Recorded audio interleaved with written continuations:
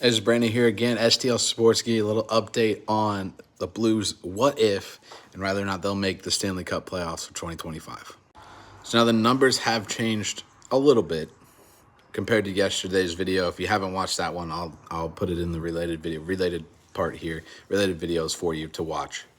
But with last night's overtime or shootout loss to the Seattle Kraken, the Blues find themselves in a not necessarily a must-win, but kind of a must-win situation.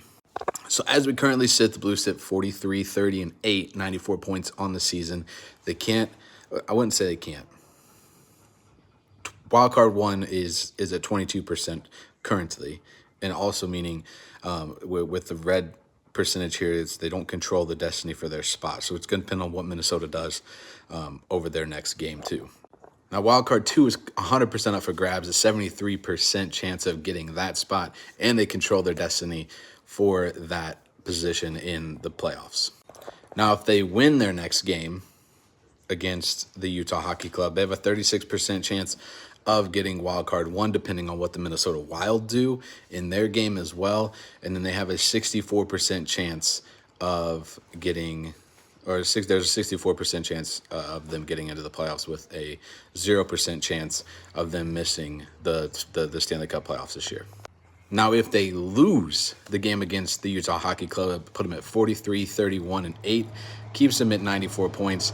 They won't have a shot at the second or the first wild card, where the Minnesota Wild are sitting right now, and they have an 88% chance of getting the second wild card.